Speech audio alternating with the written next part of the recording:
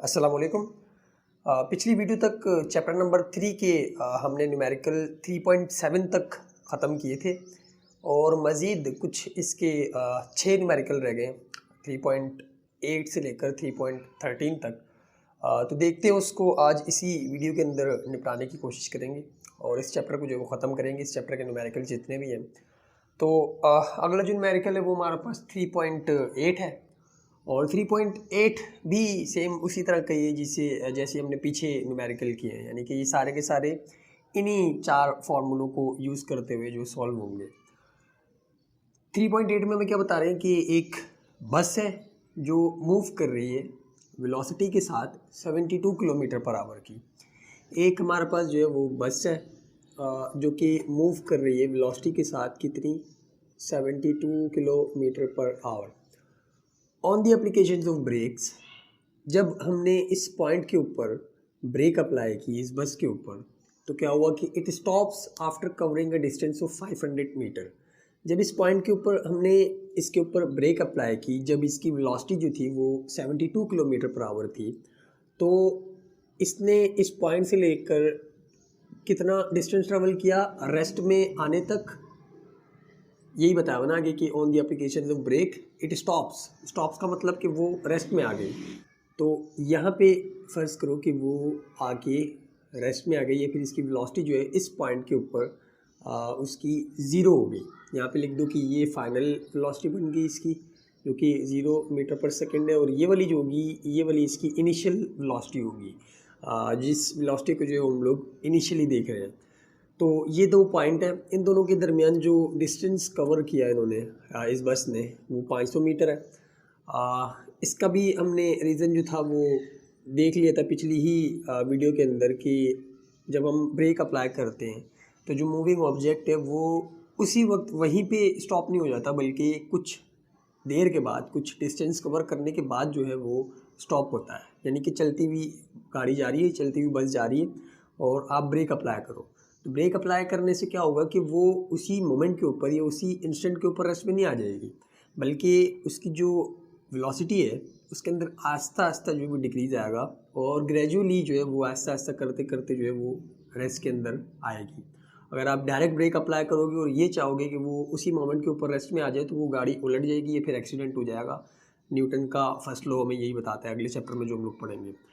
तो आस्ता आस्ता जब ये वेलोसिटी के अंदर इसकी डिक्रीज़ आ रहा है, यानी कि 72 से 0 मीटर पर सेकेंड की तरफ जा रही है वेलोसिटी, तो इस टाइप की जो एक्सेलरेशन प्रोड्यूस होती है, वेलोसिटी के अंदर चेंज आ रहा है। सबसे पहले तो वेलोसिटी जो वो चेंज हो रही है, तो चेंज होने से क्या होगा कि यहाँ पे एक्सेलरेशन प्रोड्यूस होगी।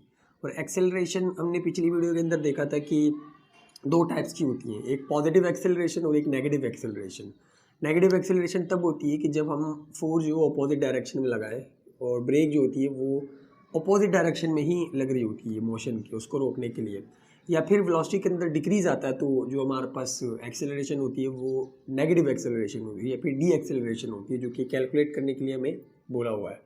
तो अगर यहाँ पे हम डाटा बनाएं तो हमें गिवन क्या क्या चीज़ें, सबसे पहले तो इनिशियल वेलोसिटी जो कि 72 किलोमीटर पर आवर है, और इसको जब आप मीटर पर सेकंड के अंदर लेके आना चाहोगे तो 72 को मल्टीप्लाई कर दो आप 1000 से और डिवाइड कर दो 3600 से। और ये भी हमने देख लिया था कि कन्वर्जन कैसे होती है किलोमीटर पर आवर से मीटर पर सेकंड में। किलो की जगह पे 1000 डाला है और आवर्स की जगह पे जो हमने सेकंड्स पुट कर दिए, तो मीटर पर सेकंड हो जाएगा। ये 2 0 से 2 0 कैंसिल, 36 1 और 36 2 पे जो है हमारे पास 72 आता है। 2 10 से मल्टीप्लाई होगा तो जो वेलोसिटी आएगी इनिशियल वो हमारे पास 2 मीटर पर सेकंड आएगी, यानी कि मीटर पर सेकंड के अंदर जो वेलोसिटी थी वो 220 मीटर पर सेकंड थी। इसके बाद जो है वो उन्होंने फाइनल वेलोसिटी भी दी हुई है, जो हमें पता है कि 0 मीटर पर सेकंड हो गई, और डिस्टेंस दिया हुआ है। डिस्टेंस जो है उन्होंने 500 मीटर दिया हुआ है।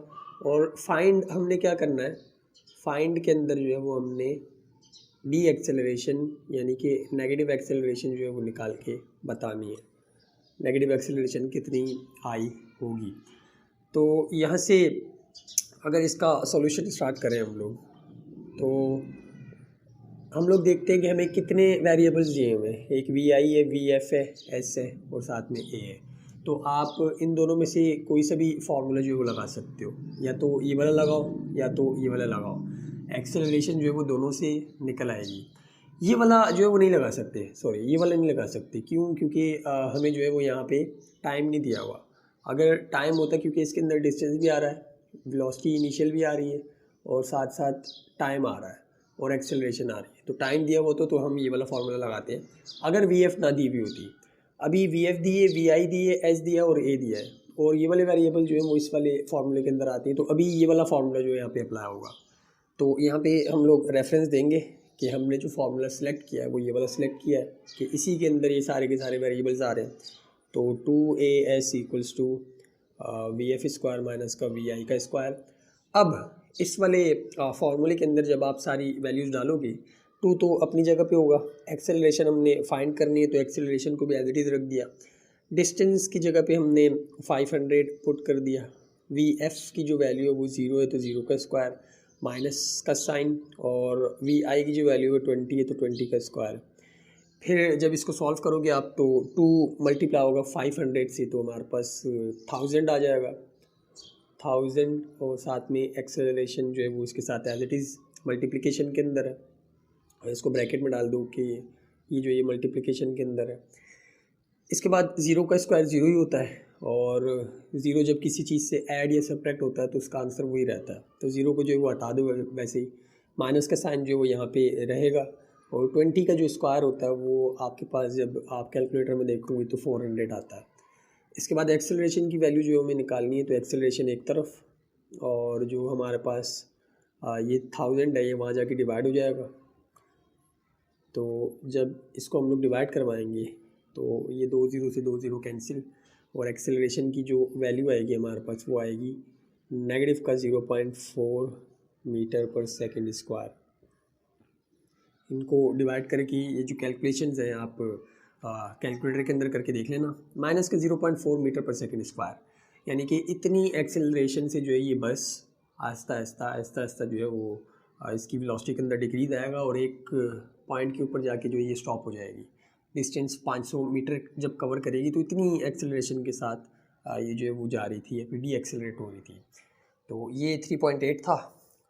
3.9 की तरफ चलते हैं और देखते हैं कि 3.9 क्या है कार।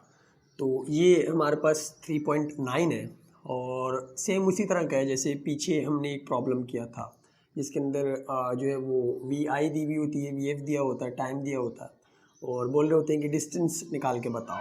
उसके अंदर सिर्फ 2 पार्ट्स थे, हमें पहले में खुद ही उन्होंने बोल दिया था कि आप एक्सेलरेशन निकालो, और दूसरे पार्ट के अंदर जो वो डिस्टेंस निकालो। यहाँ पे भी हमें दोनों चीज़ें ही निकालनी पड़ेंगी। प्रॉब्लम पहले तो समझते हैं। सबसे पहले बोल रहे हैं कि एक कार है जो रेस्ट से स्टार्ट हुई। रेस्ट से स्टार्ट होने का मतलब कि जो इसकी इनिशियल वेलोसिटी होगी वो 0 मीटर पर सेकेंड होगी। रेस्ट से स्टार्ट हुई यानी कि बिल्कुल 0 से स्टार्ट हुई। फिर क्या किया कि उसने अटेन कर ली वेलोसिटी ऑफ 20 मीटर पर सेकेंड।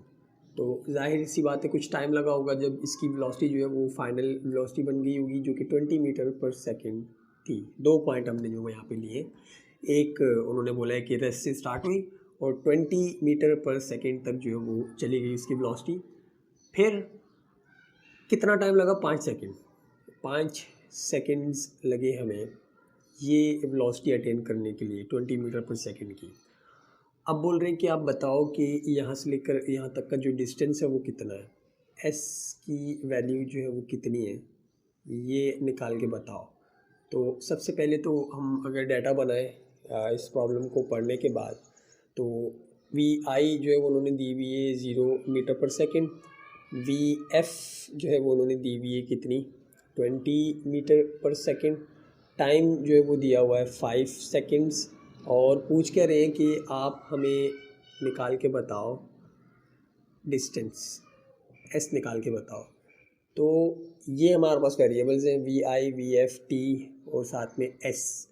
अगर हम लोग देखें कि ये वाला डाटा यूज़ करते हुए कौन सा फार्मूला एप्लीकेबल है जिसके अंदर डिस्टेंस जो है हम लोग निकाल सकते हैं, तो डिस्टेंस की सिर्फ हमने यहाँ पे 2 फार्मूले देखे, यानी कि वेलोसिटी अगर चेंज हो रही हो और एक्सेलरेट हो रही हो गाड़ी, वेलोसिटी के चेंज होने का मतलब ही एक्सेलरेट हो रही हो गाड़ी, तो ये वाले दो फार्मूले हमारे पास जो हम लोग यूज़ कर सकते हैं। हम फार्मूले के अंदर सिर्फ एक चीज़ अगर मालूम ना हो तो उसको फाइंड कर सकते हैं, बाकी सब की वैल्यूज़ जो है वो हमें पता होनी चाहिए।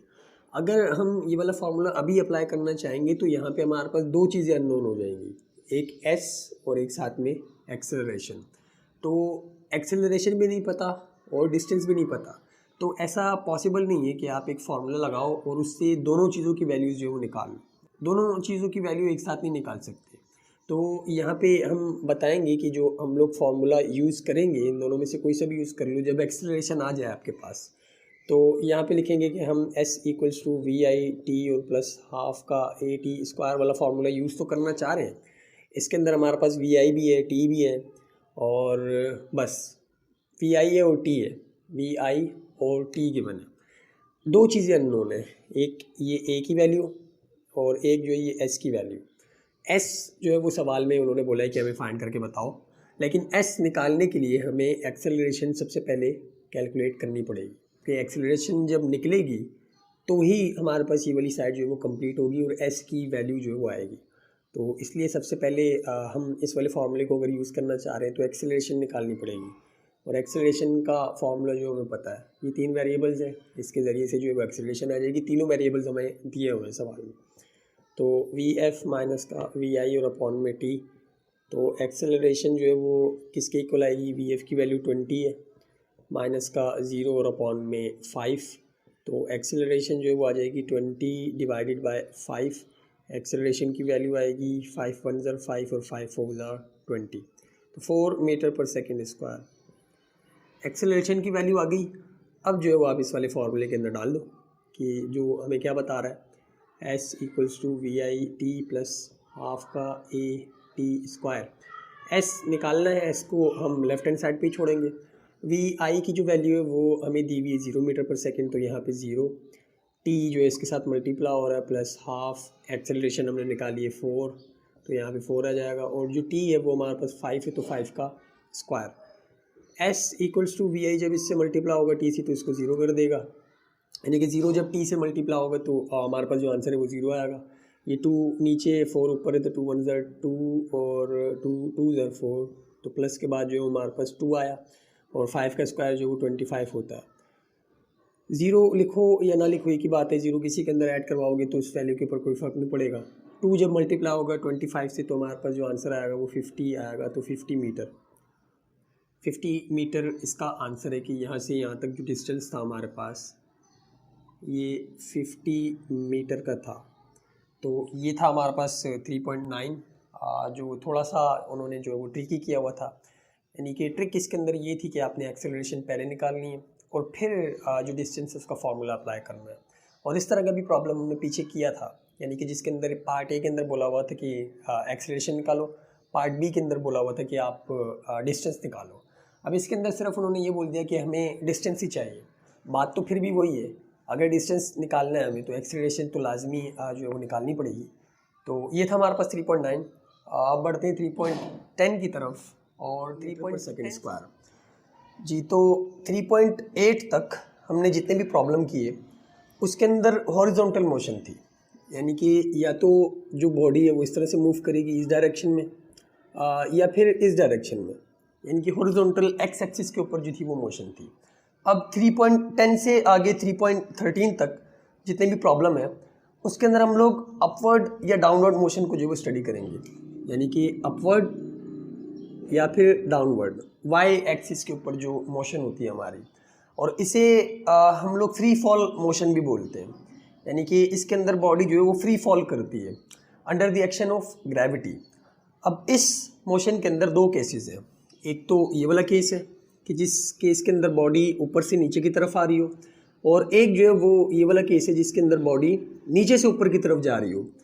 अब फ्री फॉल के अंदर हमने शायद थ्योरी क्लासेस के अंदर पढ़ा था कि जब बॉडी फ्री फॉल मोशन कर रही होती है तो वो under the action of gravity होती है, और वैसे भी अगर हम लोग कॉमन ऑब्जर्वेशन से देखें तो हम कोई भी चीज़ छोड़ते हैं तो वो नीचे की तरफ जाती है, तो इसका मतलब ये हुआ कि कोई ना कोई फोर्स है जो इसको नीचे की तरफ खींच रही है, और उस फोर्स का नाम ग्रेविटेशनल फोर्स भी है उसको ग्रेविटी भी बोलते हैं, और या तो वेट भी बोलते हैं, उस बॉडी का अपना वेट, कि यहाँ से अगर कोई चीज़ ड्रॉप करें नीचे की तरफ छोड़ें, ये ज़मीन है, तो ये जो बॉडी है ये नीचे की तरफ आती है इसके वेट की वजह से, यानी कि इसकी वेट, इसके ऊपर एक वेट की फोर्स लग रही होती है जो इसको नीचे की तरफ खींचती है, या फिर इसे ग्रेविटेशनल फोर्स भी बोलते हैं। इस ज़मीन यानी कि हमारी अर्थ और इस बॉडी के दरमियान, जो कि चैप्टर नंबर 6 के अंदर आया था कि ग्रेविटेशनल फोर्स होती है दो बॉडीज़ के दरमियान, तो उस फोर्स की वजह से ये नीचे की तरफ आती है। अब न्यूटन का सेकंड लॉ हमें ये बताता था कि जब भी किसी बॉडी के ऊपर फोर्स लग रही होगी उसके अंदर एक्सेलरेशन प्रोड्यूस होगी। एक्सेलरेशन वैसे भी अगर हम लोग देखें तो मैं अगर यहाँ से इस चीज़ को नीचे की तरफ फेंकता हूँ तो यहाँ पे जो इसकी वेलोसिटी थी वो ज़ीरो थी, जिस पॉइंट के ऊपर मैंने इसको पकड़ा हुआ था। ये स्टार्ट हुई रेस्ट से, जैसे हम लोग पीछे न्यूमेरिकल करते हुए आ रहे हैं कि ये स्टार्ट हुई रेस्ट से और यहाँ तक पहुँचते तक इसकी वेलोसिटी के अंदर चेंज आया, यानी कि इंक्रीज़ होती गई। यहाँ से मैंने छोड़ी 0 मीटर पर सेकेंड इसकी वेलोसिटी थी, फिर इंक्रीज़ हुई करते करते करते करते जो है वो आखिर तक इसकी वेलोसिटी जो काफ़ी ज़्यादा इंक्रीज़ हो गई। और ये भी एक फैक्ट है कि हम जितना ज़्यादा ऊपर से बॉडी को छोड़ते हैं तो नीचे तक आने के लिए, यानी कि जब तक वो ज़मीन तक पहुंचती है उसकी वेलोसिटी जो है वो इंक्रीज़ होती जाती है हर सेकंड के अंदर। तो अगर वेलोसिटी के अंदर चेंज आ रहा है तो इसका मतलब कि एक्सेलरेशन प्रोड्यूस हो रही है। एक्सेलरेशन की डेफिनेशन हमने यही पढ़ी है कि वेलोसिटी के अंदर चेंज। इसी तरह अपवर्ड मोशन के अंदर भी होता है कि अगर मैं इसको किसी वेलोसिटी से ऊपर की तरफ फेंकूँ, मतलब फ़र्ज़ करो कि 20 मीटर पर सेकेंड की वेलोसिटी से मैं इसको ऊपर की तरफ फेंक रहा हूँ, तो ये वाला जो पॉइंट आएगा, इस पॉइंट पे आके इसकी वेलोसिटी ज़ीरो हो जाएगी। इसका मतलब क्या होगा कि वेलोसिटी आहिस्ता आहिस्ता जो है वो डिक्रीज़ हो रही है। तो वेलोसिटी डिक्रीज़ हो रही है इसका मतलब, या फिर वेलोसिटी के अंदर जो वो चेंज आ रहा है, तो इसका मतलब यहाँ पे एक्सेलरेशन प्रोड्यूस हो रही है। और वो जो एक्सेलरेशन है वो किसी न किसी फोर्स की वजह से प्रोड्यूस हो रही है, और वो जो फोर्स है वो ग्रेविटेशनल हमारे पास फोर्स है। अब ये जो दो केसेस हमने देखे कि या तो बॉडी नीचे से ऊपर की तरफ जाए या ऊपर से नीचे की तरफ आए, इन दोनों के अंदर एक्सेलरेशन प्रोड्यूस होती है। लेकिन ये जो एक्सेलरेशन होती है इन दोनों केसेस के अंदर, एक केस के अंदर वेलोसिटी इंक्रीज़ हो रही होती है, यहाँ से अगर छोड़ें नीचे आएगी वेलोसिटी इंक्रीज़ होगी, और नीचे से अगर ऊपर की तरफ फेंके तो मैं इसको वेलोसिटी दे रहा था, यानी कि फ़र्ज़ करो कि यहाँ से डाउनवर्ड वाली अगर हम लोग मोशन देखें तो इस पॉइंट के ऊपर इसकी वेलोसिटी ज़ीरो होती है और करते करते करते जो है वो इंक्रीज़ हो रही होती है। यहाँ तक जैसे आती है तो इसके अंदर इंक्रीज़ आता है, वेलोसिटी के अंदर इंक्रीज़ आता है। और अगर ये वाली मोशन देखें तो यहाँ से हम कुछ इसको वेलोसिटी देते हैं, फ़र्ज़ करो कि 20 मीटर पर सेकंड दे दी, या फिर कुछ भी वेलोसिटी, कितनी ज़्यादा आप स्पीड से फेंको या वेलोसिटी से फेंको, कोई ना कोई वेलोसिटी होगी। लेकिन हम क्या ऑब्ज़र्व करते हैं कि जैसे जैसे वो ऊपर जा रही होती है आहिस्ता आहिस्ता आहिस्ता आहिस्ता जो है उसकी वेलोसिटी ज़ीरो हो जाती है, यानी कि डिक्रीज़ हो रही होती है, और एंड में जाके जो भी ज़ीरो हो जाती है, यहाँ पे जो है वो रुक जाती है, वो फिर दोबारा नीचे आ जाती है। तो यहाँ पे क्या होता है कि वेलोसिटी डिक्रीज़ होती है, इसके अंदर इंक्रीज़ आता है करते करते करते, और यहाँ से जो है वो डिक्रीज़ आता है। तो इन दोनों केसेस के अंदर ये फिर ये वाली जो चीज़ थी हमने पीछे देख ली कि अगर वेलोसिटी के अंदर इंक्रीज़ आए तो हमारे पास कौन सी एक्सेलरेशन प्रोड्यूस होती है, पॉजिटिव एक्सेलरेशन। और अगर वेलोसिटी के अंदर डिक्रीज़ आए तो हमारे पास कौन सी एक्सेलरेशन प्रोड्यूस होती है, नेगेटिव एक्सेलरेशन, या फिर रिटार्डेशन, या फिर डी एक्सेलरेशन। तो जब बॉडी नीचे से ऊपर की तरफ जा रही होती है तो वो डी एक्सेलरेट कर रही होती है, या फिर रिटार्डेशन उसके अंदर प्रोड्यूस हो रही होती है। और जब बॉडी ऊपर से नीचे की तरफ आ रही होती है तो उसके अंदर पॉजिटिव एक्सेलरेशन या फिर सिंपली एक्सेलरेशन जो है प्रोड्यूस हो रही होती है। अब यहाँ पे जो एक्सेलरेशन है उसे हम लोग जी से रिप्रेजेंट करते हैं। अपवर्ड और डाउनवर्ड मोशन के अंदर जो हमारे पास एक्सेलरेशन होती है उसे हम लोग जी से रिप्रेजेंट करते हैं। ये ग्रेविटी नहीं होती, अक्सर लोग जो है उसको ग्रेविटी बोलते हैं। ग्रेविटी जो है वो एक फोर्स है, ये जो है ये एक्सेलरेशन ड्यू टू ग्रेविटी है। एक्सेलरेशन ड्यू टू ग्रेविटी का मतलब कि ये फोर्स नहीं है, ये बल्कि ये एक्सेलरेशन है जो कि फोर्स की वजह से प्रोड्यूस हो रही होती है। और इसकी जो वैल्यू है वो 9.8 मीटर पर सेकेंड स्क्वायर है, जो कि एवरेज ली हुई है, यानी कि पूरी की पूरी हमारे पास अर्थ के ऊपर आप कहीं भी चले जाओ तो तकरीबन इतनी एक्सेलरेशन जो प्रोड्यूस होती है अगर आप कोई बॉडी ऊपर से नीचे छोड़ो या फिर नीचे से ऊपर की तरफ भेजो, इतनी एक्सेलरेशन से जो है वो एक्सेलरेट करेगी या फिर डी एक्सेलरेट करेगी। ये एक कांस्टेंट है, इसकी वैल्यू जो है वो हमारे पास एक कांस्टेंट है।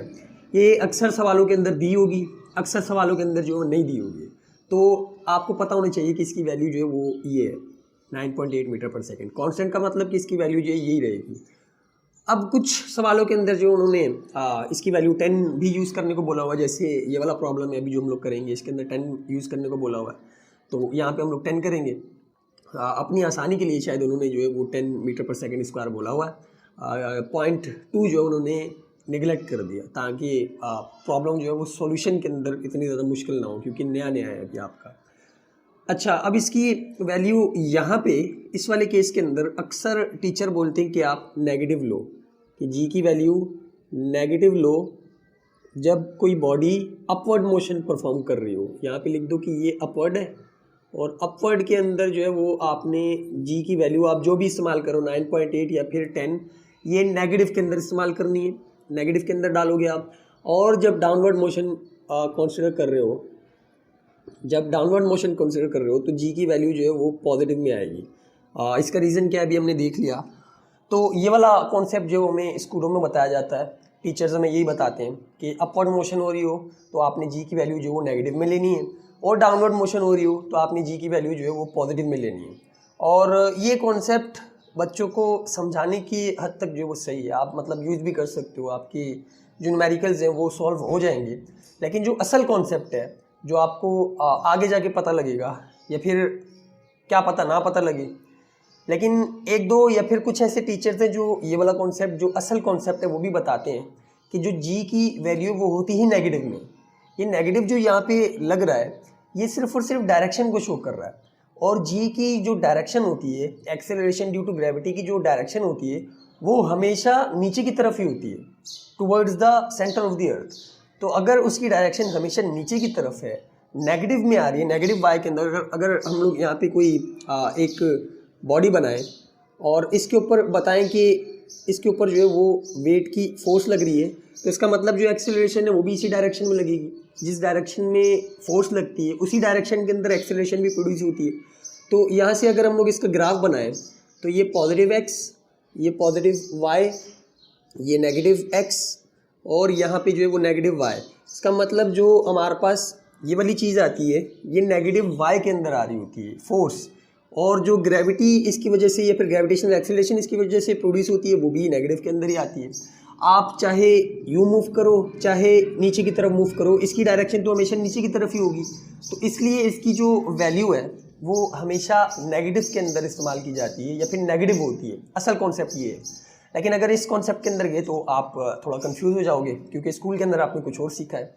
ये वाला जो कॉन्सेप्ट है, अगर आप में से किसी का कराची के अंदर डीजे कॉलेज ऑफ साइंस के अंदर एडमिशन हुआ तो वहाँ पे एक टीचर हैं जिनका नाम शहजाद मुस्लिम खान है, ये वाला कॉन्सेप्ट वो आपको देंगे। और वहाँ पे अगर किसी का एडमिशन हो गया और सर शहजाद मुस्लिम खान ने पूछा कि जी की वैल्यू नेगेटिव में होती है या फिर पॉजिटिव में होती है, तो उनको यही जवाब देना है कि जो इसकी वैल्यू होती है वो नेगेटिव में होती है, और ये सिर्फ और सिर्फ डायरेक्शन को शो करने के लिए हम लोग लगाते हैं। तो बस ये कुछ बातें हैं याद करने की। हम जो है वही स्कूल वाला जो आपने सीखा है वही अब यहाँ पे इस्तेमाल करना पड़ेगा कॉन्सेप्ट, कि अगर ऊपर की तरफ जा रही है, अपवर्ड मोशन हो रही है, तो इसका मतलब डी एक्सेलरेशन हो रही है, तो हम जी की वैल्यू नेगेटिव में लेंगे, इसके साथ नेगेटिव लगेगा। और अगर डाउनवर्ड मोशन हो रही है तो इसके साथ पॉजिटिव लगाएंगे, यानी कि वो पॉजिटिव एक्सेलरेशन हो रही होगी। तो अब स्टार्ट करते हैं अपने प्रॉब्लम को, जो कि 3.10 है। और 3.10 की वर्डिंग कुछ इस तरह से है कि एक स्टोन है जिसको ड्रॉप किया गया है from the top of the tower. एक टावर है हमारे पास, एक टावर है, और उस टावर से जो है वो हमने स्टोन को ड्रॉप किया है। तो फर्ज करो कि ये हमारे पास जो था वो टावर था, और इस टावर से जो है वो हमने एक स्टोन को ड्रॉप किया है नीचे की तरफ। Take 5 seconds to reach the ground. इसने 5 सेकेंड लिए ज़मीन तक पहुंचने के लिए, ज़मीन तक पहुंचा और 5 सेकेंड लगे। तो यहाँ पे लिखेंगे कि जो हमें टाइम दिया हुआ वो दिया हुआ है 5 seconds to reach the ground. अब बोल रहे हैं कि कैलकुलेट करो the height of the tower. इस टावर की हाइट कितनी है, यानी कि यहाँ से लेकर यहाँ तक की जो एच है हाइट वो कितनी है। टाइम उन्होंने दिया हुआ है 5 सेकेंड। सिर्फ एक चीज़ उन्होंने दी हुई है 5 सेकेंड, कि हमने एक टावर से पत्थर को नीचे फेंका और वो 5 सेकंड बाद ज़मीन पे जाके लग गया। तो आप बताओ इस टावर की हाइट कितनी है। देखने में तो ये अगर फिजिक्स ना पढ़ी हो किसी ने तो काफ़ी इम्पॉसिबल सा लगेगा कि हम पत्थर फेंक रहे हैं, टाइम नोट किया, वो नीचे जाके ज़मीन पे लगा, तो उससे हम लोग हाइट बता रहे हैं, ये कैसे मुमकिन है। लेकिन यहाँ पे हम अभी इसको कैलकुलेट करेंगे। एक और चीज़ जो उन्होंने बताई हुई है, अगर ना भी बताते तो हमें पता थी कि जो वैल्यू है जी की वो 9.8 मीटर पर सेकेंड स्क्वायर है, लेकिन यहाँ पे उन्होंने बोला है कि आप 10 मीटर पर सेकेंड स्क्वायर जो इस्तेमाल करो ताकि जो कैलकुलेशन है वो आसान हो जाए। तो डाटा के अंदर उन्होंने सबसे पहले तो क्या क्या दिया हुआ है, एक चीज़ जो है वो उन्होंने दी हुई है टाइम जो कि 5 सेकंड है, और दूसरी चीज़ जो उन्होंने दी हुई है वो एक्सेलरेशन की वैल्यू है जो कि 10 मीटर पर सेकंड स्क्वायर है। अब एक और चीज़ यहाँ पे ऑब्वियस है कि डाउनवर्ड मोशन के अंदर हम बॉडी को बिल्कुल ज़ीरो से स्टार्ट करते हैं, यानी कि यहाँ से जब हम इसको छोड़ते हैं तो इसकी वेलोसिटी आस्ता आस्ता जो है इंक्रीज़ हो रही होती है। तो इसका मतलब इस पॉइंट के ऊपर इसकी जो इनिशियल वेलोसिटी होगी वो 0 मीटर पर सेकेंड होगी, 0 मीटर पर सेकेंड, क्योंकि रेस्ट से स्टार्ट हो रही है। जैसे पीछे हमने जो है वो प्रॉब्लम किए थे कि एक बॉडी रेस्ट से स्टार्ट हुई और कुछ देर के बाद उसकी वेलोसिटी जो है वो हमारे पास 20 मीटर पर सेकेंड हो गई। तो यहाँ पे भी हमने रेस्ट से ही स्टार्ट किया, यानी कि यहाँ से रेस्ट में थी ये, इसको छोड़ी, इस बॉडी को छोड़ा तो आहिस्ता आहिस्ता करते करते जो है ये नीचे तक आई, तो इसकी वेलोसिटी के अंदर जो वो इंक्रीज़ आया। तो इसका मतलब इनिशियली जो वो स्टार्ट हुई है वो रेस्ट से स्टार्ट हुई है। तो इसका मतलब जो इसकी इनिशियल वेलोसिटी है वी आई वो 0 मीटर पर सेकेंड है, 0 मीटर पर सेकेंड है। ये हमारे पास डाटा है, और इस डाटा को यूज़ करते हुए हमें क्या चीज़ फाइंड करनी है, फाइंड करना है हाइट ऑफ द टावर, यानी कि कैपिटल H। अब ये जो हमारे पास फार्मूले हैं इनके अंदर थोड़ा सा चेंज आएगा। हाइट जो है वो भी एक डिस्टेंस होता है, तो S की जगह पे हम लोग H को रिप्लेस कर देंगे, क्योंकि ये भी डिस्टेंस ही है। अपनी आसानी के लिए जो हम लोग हाइट को पहचानने के लिए H लगा रहे हैं यहाँ पे।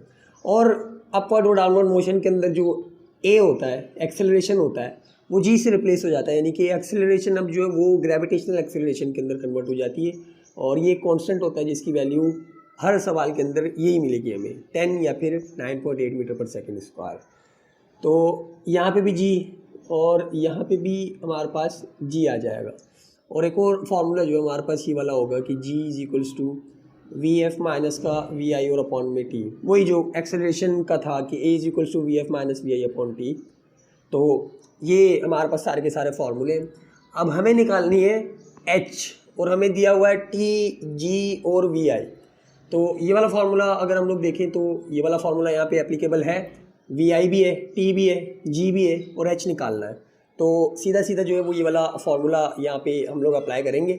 और सबसे पहले तो यहाँ पे बताएंगे कि जो हमारे पास फार्मूला है हाइट निकालने का वो क्या है कि H is equals to V I T plus half का G और साथ में T का स्क्वायर।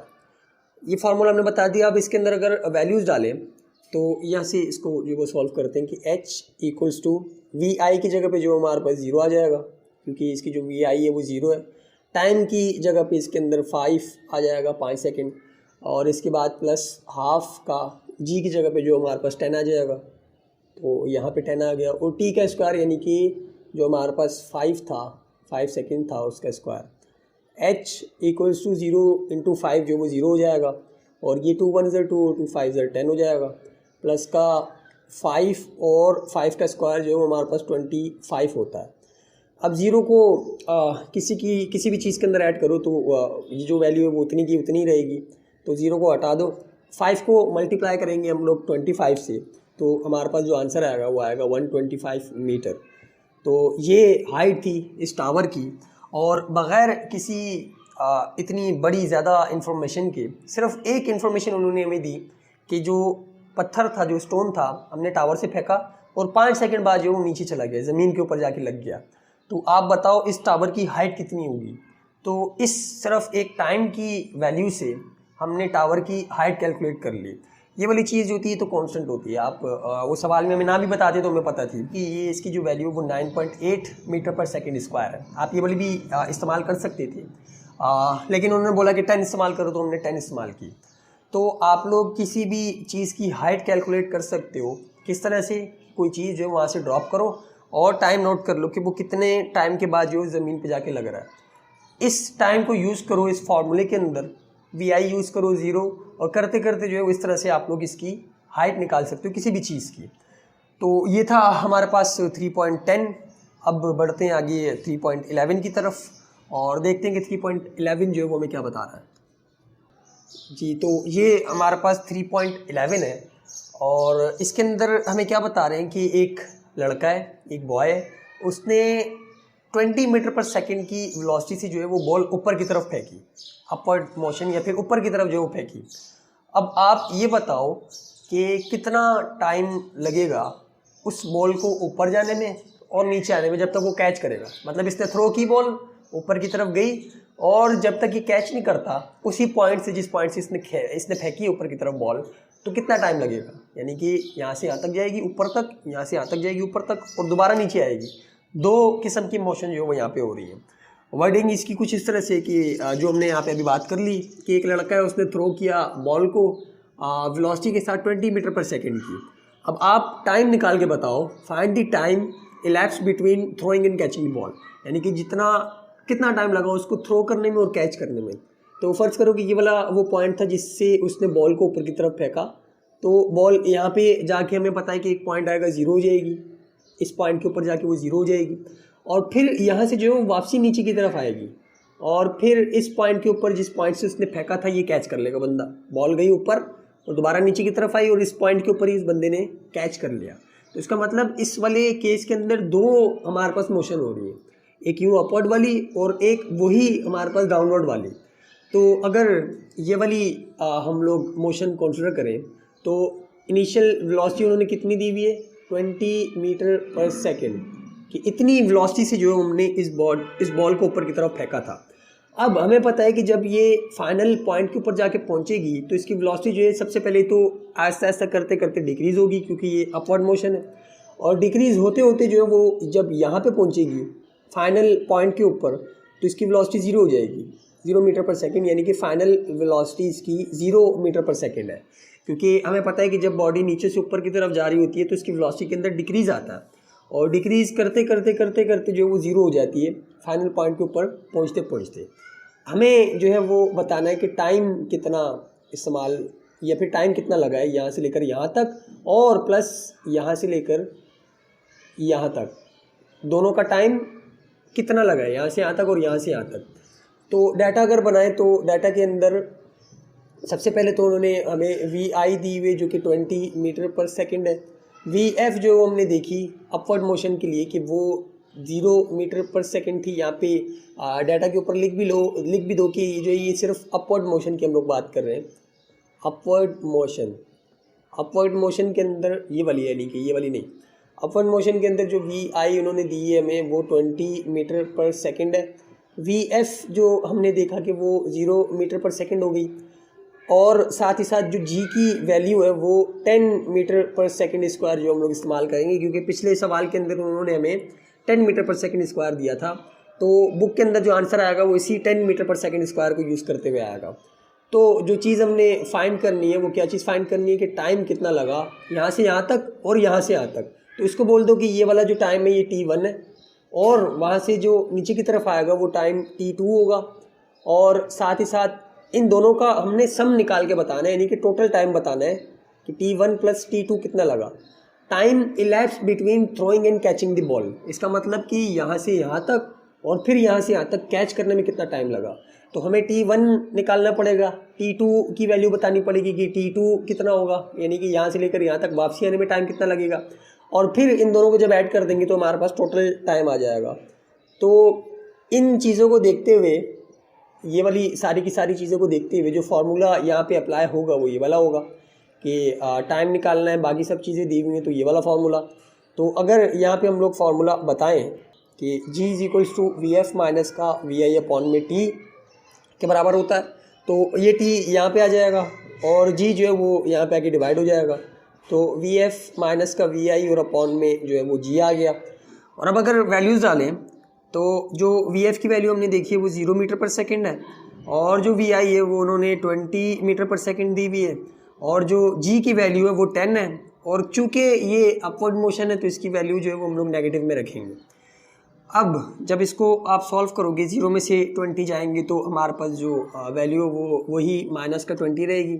तो -20 अपॉन में -10 और जब ये आपस में कटेंगे तो हमारे पास जो आंसर आएगा वो आएगा 2, माइनस से माइनस भी कैंसिल हो जाएगा, तो हमारे पास जो आंसर आएगा वो 2 सेकेंड्स आएंगे। इसका मतलब कि यहाँ से लेकर यहाँ तक पहुँचने में जो टाइम लगा वो 2 सेकेंड्स लगे। तो जाहिर सी बात है कि ऊपर से नीचे आने में भी 2 ही सेकेंड लगेंगी, क्योंकि डिस्टेंस जो वो सेम है। तो सेम डिस्टेंस अगर बॉडी दोबारा से ट्रैवल करेगी और एक्सेलरेशन की जो वैल्यू वो भी सेम है, तो इसका मतलब कि जो हमारे पास ऊपर से नीचे तक आने के लिए टाइम लगेगा वो भी 2 सेकेंड्स होंगे। तो इसका मतलब यहाँ पे बोलेंगे कि फॉर डाउनवर्ड मोशन के लिए भी जो टाइम लगेगा वो सेम होगा, यानी कि 2 सेकेंड्स होंगे। अब अगर हम लोग टोटल टाइम बताएं कि थ्रोइंग से लेकर कैचिंग तक का जो टाइम है वो कितना है, तो टोटल टाइम जो है वो इक्वल आएगा T1 प्लस T2 के, और T1 प्लस T2 जो है वो हमारे पास क्या है कि 2 प्लस 2, यहाँ पे 2 और यहाँ पे प्लस 2, तो टोटल टाइम जो आएगा वो हमारे पास 4 सेकेंड्स आएंगे, यानी कि 4 सेकेंड लगेंगे। यहाँ से कोई अगर बंदा बॉल को थ्रो करे 20 मीटर पर सेकेंड की वेलोसिटी से, तो 2 सेकेंड बाद वो सबसे हाईएस्ट पॉइंट पे पहुँचेगी, और उस हाईएस्ट पॉइंट के बाद जो है जब उसकी वेलोसिटी 0 होगी तो वो वापसी से नीचे की तरफ आएगी, और नीचे आने तक के लिए भी उसको जो टाइम लगेगा वो 2 सेकेंड लगेंगे। तो इन दोनों को जब हम लोग ऐड करेंगे तो हमारे पास 4 सेकेंड आएंगे, यानी कि 4 सेकेंड टोटल टाइम लगेगा between throwing and catching the ball. तो ये हमारे पास 3.11 था। और अब इसके 2 मज़ीद प्रॉब्लम्स रह गए हैं, वो भी अभी कर लेते हैं, 3.12 और 3.13। तो 3.12 की तरफ जाते हैं और देखते हैं कि 3.12 क्या है जी। तो ये हमारे पास 3.12 है, और ये पिछले वाला ही न्यूमेरिकल है, यानी कि 3.11 ही है। सारे का सारा डाटा हमें वही दिया हुआ है, और सिर्फ एक चीज़ जो उन्होंने बोला है कि आप मैक्सिमम हाइट भी निकाल के बताओ, यानी कि वो जो हमारे पास हाइट आ रही थी वो भी कैलकुलेट करके बताओ कि वो कितनी है। तो प्रॉब्लम हमें क्या बता रहा है कि एक स्टोन है जिसको हमने थ्रो किया वर्टिकली अपवर्ड, यानी कि एक स्टोन था उसको हमने फेंका वर्टिकली अपवर्ड, वही पिछले वाला न्यूमेरिकल, कितनी वेलोसिटी के साथ, 20 मीटर पर सेकंड की वेलोसिटी के साथ। तो वही डायग्राम बनेगी कि यहाँ पे वी आई जो है वो हमारे पास 20 मीटर पर सेकंड है, यानी कि इस वेलोसिटी से हमने फेंका, तो वी एफ खुद ही जाके वहाँ पे 0 मीटर पर सेकंड हो जाएगी। बोलने कि फाइंड करो the maximum height reach by the stone. ये जो हमारे पास हाइट h आ रही है यहाँ से लेकर यहाँ तक की, इस हाइट को आप कैलकुलेट करके बताओ, and total time of the flight. Total पर टाइम हमें पता है कि ये यहाँ से यहाँ तक जाएगा, और वापसी जो है वो यहाँ से यहाँ तक आएगा, T1 और T2, और इनको ऐड करेंगे तो हमारे पास 4 सेकेंड जो वो आंसर आएगा, क्योंकि इनिशियल वेलोसिटी वही है, जी की वैल्यू वही है, फाइनल वेलोसिटी वही है, तो आंसर दोबारा से वही आएगा। तो दूसरे वाला पार्ट हम लोग सॉल्व नहीं करेंगे क्योंकि पीछे कर लिया है। अब सिर्फ ये वाला पार्ट हम लोग सॉल्व कर रहे हैं। तो सबसे पहले अगर डाटा हम लोग बनाएं तो डाटा के अंदर वी आई दी हुई है जो कि 20 मीटर पर सेकंड है, वी एफ जो है वो हमें पता है कि 0 मीटर पर सेकंड हो जाएगी, जी की वैल्यू जो है वो 10 मीटर पर सेकंड स्क्वायर हम लोग इस्तेमाल करते हुए आ रहे हैं। और फाइंड के अंदर जो है वो उन्होंने 2 चीज़ें बोली हुई है कि आप 2 चीज़ें फाइंड करके बताओ। पहले केस के अंदर जो है वो h फाइंड करो कि मैक्सिमम हाइट तक पहुंचने के लिए, या फिर ये जो हाइट है हमारे पास ये कितनी है, और दूसरे केस के अंदर जो है वो टोटल टाइम निकाल के बताओ, जो कि हम लोग यहाँ पे वैसे ही बता सकते हैं कि 4 सेकेंड्स है, क्योंकि पीछे हमने निकाला है अभी।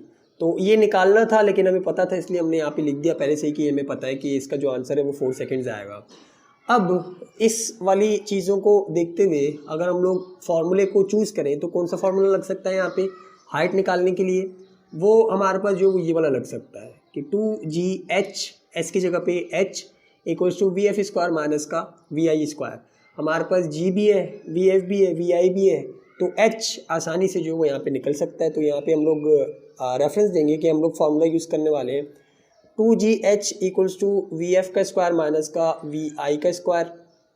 इसके अंदर अगर जी की वैल्यू डालें तो क्योंकि अपवर्ड मोशन को हम लोग देख रहे हैं, नीचे से ऊपर की तरफ जा रही है चीज़, तो नेगेटिव का यहाँ पे 10 आएगा, h की जगह पे h क्योंकि हमने फाइंड करना है। वी एफ जो है वो 0 है तो 0 का स्क्वायर माइनस का वी आई 20 है तो 20 का स्क्वायर। अब 2 10 से मल्टीप्लाई होगा तो माइनस का 20 आ जाएगा इंटू h, और यहाँ पे 0 का स्क्वायर 0 माइनस का 20 का स्क्वायर जो है वो 400। 0 इसमें से माइनस होगा तो हमारे पास वही माइनस का 400 आएगा, और यहाँ पे जो है वो 20h एज इट इज़। हमें h निकालना है तो ये जो माइनस का 20 है ये वहाँ पे जाके डिवाइड हो जाएगा, तो h इक्वल्स टू माइनस का 400 डिवाइडेड बाय 20 माइनस के साथ, तो माइनस से माइनस का साइन कैंसिल, इस जीरो से ये वाला जीरो कैंसिल हो, 2 1 ज़र 2 2 2 ज़र 4 और 0। तो हाइट जो हमारे पास आई है वो 20 मीटर आई है।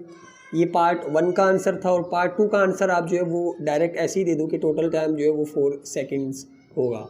मतलब आप सॉल्व करके दे देना, लेकिन हम लोग यहाँ पे इसलिए नहीं कर रहे क्योंकि हमने पहले पिछले वाले न्यूमेरिकल के अंदर कर लिया था। तो आखिरी प्रॉब्लम रह गया जो कि प्रॉब्लम नंबर 3.13 है, तो उसे भी परफॉर्म करके इस चैप्टर को जो है वो ख़त्म करते हैं, इस चैप्टर के न्यूमेरिकल्स को, और फिर अगली वीडियो से जो है वो अगला चैप्टर स्टार्ट करेंगे जो कि चैप्टर नंबर 4 है जी। तो ये हमारे पास 3.13 है और आखिरी प्रॉब्लम है इस चैप्टर का, जो कि हमें क्या बता रहा है कि एक हमारे पास 40 मीटर की हाइट है। A stone is dropped from the height of 40 metre. 40 metre की हाइट है, यानी कि h की जो वैल्यू है वो 40 मीटर है, और इस 40 मीटर की हाइट से हमने एक पत्थर यानी कि एक स्टोन को जो वो ड्रॉप किया है नीचे की तरफ इस तरह से। तो बताओ कि कितना टाइम लगेगा, how much time will it take to reach the ground. कितना टाइम लगेगा इसे ज़मीन तक पहुंचने के लिए, यहाँ तक पहुंचने के लिए, यानी कि यहाँ से यहाँ तक इसको कितना टाइम लगेगा। और साथ ही साथ दूसरे पार्ट के अंदर आप ये बताओ कि with what velocity it strikes the ground. यहाँ पे इस वाले पॉइंट के ऊपर जस्ट अबव द ग्राउंड इसकी वेलोसिटी कितनी होगी, यानी कि कितनी वेलोसिटी के साथ जाके जो ये हिट करेगा ग्राउंड को। तो फाइनल वेलोसिटी भी बतानी है, दो चीज़ें बतानी है। तो डाटा अगर हम इसका बनाएं तो डाटा के अंदर सबसे पहले तो हमारे पास h आएगी कि हाइट जो है वो 40 मीटर दी हुई है, और एक चीज़ यहाँ पे ऑब्वियस है या फिर कॉमन है कि जो इनिशियल वेलोसिटी होगी वो 0 मीटर पर सेकंड होगी, क्योंकि हम लोग इससे रेस्ट से स्टार्ट कर रहे हैं, ऊपर से नीचे आ रही है ये। तो यहाँ पे vi लिखेंगे हम लोग कि 0 मीटर पर सेकंड है। g की जो वैल्यू है वो 10 मीटर पर सेकंड स्क्वायर होती है। और जो चीज़ें हमें फाइंड करनी है, फाइंड के अंदर जो है वो हमारे पास सबसे पहले तो पहले पार्ट के अंदर टाइम निकालना है कि टाइम कितना लगा इसको यहाँ से यहाँ तक आने के लिए, और दूसरे पार्ट के अंदर जो है वो हमें बताना है कि फाइनल वेलोसिटी जो है वो कौन सी है, या फिर कितनी फाइनल वेलोसिटी के साथ ये हिट करेगा ग्राउंड को आके। तो ये दो चीज़ें हमने बतानी है, और अब फार्मूला जो है वो हमने सेलेक्ट करना है कि कौन सा फार्मूला सेलेक्ट किया जाए। तो ये वाला फार्मूला तो हम लोग नहीं सिलेक्ट कर सकते अभी फ़िलहाल, क्यों? क्योंकि हमारे पास वी एफ़ की वैल्यू नहीं है। वी एफ़ की वैल्यू होती तो हम टाइम इस वाले फार्मूले से निकाल लेते। इन्होंने जो चीज़ें हमें दी हुई वो हाइट दी हुई है, वी आई दी हुई और जी दिया हुआ है, और ये तीनों चीज़ें और साथ ही साथ टाइम सिर्फ एक फार्मूले के अंदर आता है जो कि ये वाला है, कि जिसके अंदर एच भी हो, वी आई भी हो, टाइम भी हो और जी भी हो। टाइम हमें निकालना है, बाकी तीनों चीज़ें जो है वो हमें गिवन है, तो इस वाले फार्मूले के अंदर हम लोग पुट करेंगे तो टाइम निकल आएगा। तो सबसे पहले तो हम लोग रेफरेंस देंगे कि हम फार्मूला ये वाला यूज़ करने जा रहे हैं कि h is equals to V I T plus half का g और साथ में t का स्क्वायर। अब वैल्यूज़ अगर पुट करें तो h की वैल्यू में दी हुई है 40, तो यहाँ पे 40 आ गया।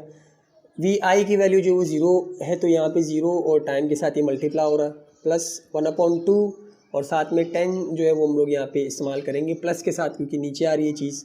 और टाइम अगर निकालना है तो उसको एज इट इज़ टाइम का स्क्वायर छोड़ दिया।